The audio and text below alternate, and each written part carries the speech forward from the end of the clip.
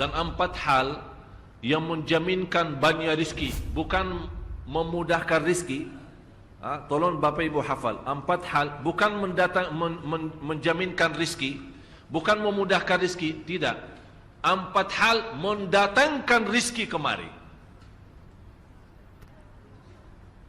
Dan 4 hal bukan Allah kasih kemudahan berarti kita berjalan mencari rizki Allah kasih, tidak. Bukan dikasih kemudahan, tapi di mana saja kita ada, posisi kita di mana saja, Allah datangkan rizki kepada kita. Yang pertama, qiyamul lail, salat malam. Yang kedua, berbanyak istighfar waktu sahur. Kalau anda tidak salat malam, jangan tinggalkan istighfar waktu sahur. Waktu sahur kapan? Kira-kira 30 menit sebelum azan. Disitulah Allah sendiri memuji.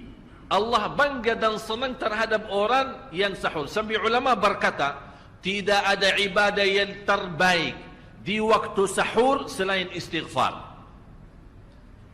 Jadi boleh baca Quran, boleh salat malam, boleh zikir, boleh apapun, tapi yang terbaik istighfar. Fokus hanya istighfar.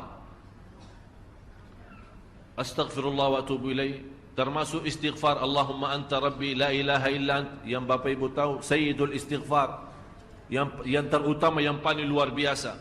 Allahumma anta rabbi la ilaha illa anta khalaqtani wa ana abduka wa ana ala ahdika wa wa'dika mastata'at a'udzu bika min syarri ma sana'at abu'u laka bi ni'matika alayya wa abu'u bi dhanbi faghfir li fa innahu la yaghfiru adh-dhunuba. Ya Allah, kalau kita fahami doa ini luar biasa. Oleh karena itu kata Rasulullah, barang siapa yang membaca sayyidul istighfar, kemudian di malam hari dengan keyakinan dia meninggal habis baca istighfar, masuk surga. Masuk surga. Berarti ini salah satu doa yang menjaminkan dengan mudah masuk surga. Jadi 4 hal yang mendatangkan rizki, bukan kita mencarinya, dia yang datang kemari. Apalagi saat mencari lebih mudah. Qiyamul lail, salat malam. Tapi dalam bahasa, mohon maaf Bapak Ibu, dalam bahasa Arab disebut qiyamul lail, bukan salat. Tapi kalau diterjemahkan dalam bahasa kita salat. Tapi kenapa di situ qiyamul lail diberikan qiyamul lail, qiyam artinya berdiri, berarti lama. Saking lama berdiri dikaitkan jadi qiyamul lail. Qumil laila ya ayyuhal muzammil. Apa terus? Qumil lail, berdirilah saat malam. Berdirilah, bukan salatlah malam, tidak, berdirilah malam hari. Itu dahsyatnya di situ berdiri.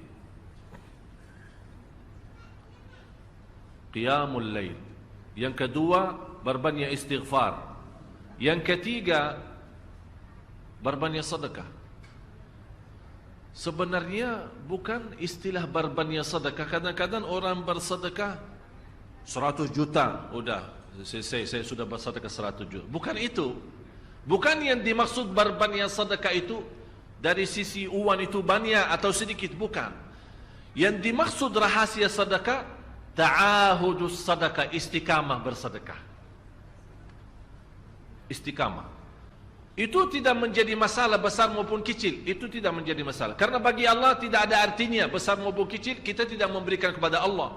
Karena Allah Maha Kaya. Tapi rahasia sedekah itu kita terus menerus sedekah. Siang, pagi, malam, pagi, besok terus, minggu depan. Tidak pernah berhenti. Setiap ada kesempatan selalu kita membawa sedekah. Itu namanya ta'ahudus sedekah. Ta'ahud kalau dalam bahasa sebuah janjian. Seolah-olah kita ada kontrak kerjasama antara diri dengan apa? Dengan sedekah. Itu kata ta'ahud, ahad, berjanjian. Saya berjanji. Seolah-olah ada berjanjian antara kita dalam sedekah. Jadi tidak boleh terlepas dari berjanjian. Seolah-olah kita menghormati berjanjian. Bagaimana menghormati? Kita terus kerjasama. Kita beri, Allah ganti berkah sedekah. Kita beri lagi, Allah ganti masih terus. Kita beri, masih Allah terus ganti. Itulah dahsyatnya sedekah. Jadi Bapak Ibu, jangan nunggu hari tertentu, bulan tertentu, malam tertentu kita bersedekah. Jangan. Setiap kita merasa ada berita baik, ada berita maupun ada berita buruk yang menyakiti perasaan kita, di rumah tangga kita, anak kita, suami kita, istri kita, apapun, langsung segera sedekah. Disitulah rahasianya. Ikatkan seolah-olah kita sudah membuat perjanjian antara diri dan sedekah. Dalam segala hal, hal senang maupun hal tidak, hal bahagia maupun hal sedih, hal bangga maupun hal lagi menghadapi kesusahan, kesulitan, selalu sehat dan sakit. Terus yang keempat, zikir, berzikir pagi hari dan sore hari.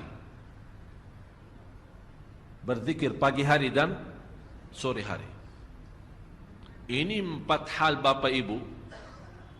Berdiri malam hari, itu yang namanya tahajud, banjanya atau lamanya berdiri. Berbanyak istighfar waktu sahur. Yang ketiga, berbanyak sedekah. Sudah Bapak Ibu mengerti, jadi istilah berbanyak sedekah bukan artinya harus banyak dari jumlah hitungannya, tidak. Yang keempat adalah berzikir di pagi hari maupun petang hari. Amman huwa qanitun ana al-laili sajidan wa qa'ima. Sajidan wa qa'ima.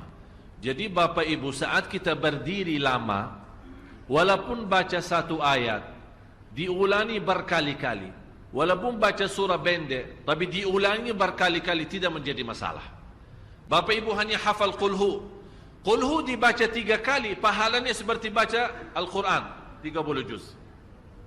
Ada seorang salih mengajak kawannya, sudah mendekati subuh, ayo bangun salat malam dan baca sepertiga Al-Quran.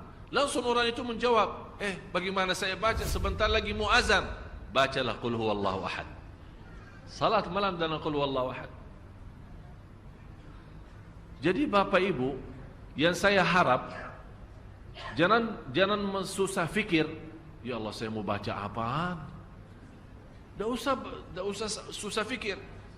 Baca dan nikmati, yang penting nikmati bacaan. Walaupun qul huwallahu ahad setiap hari.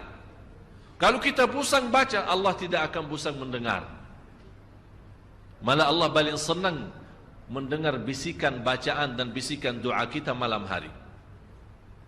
Allah paling senang mendengar bisikan doa munajat kita malam hari. Itu luar biasa.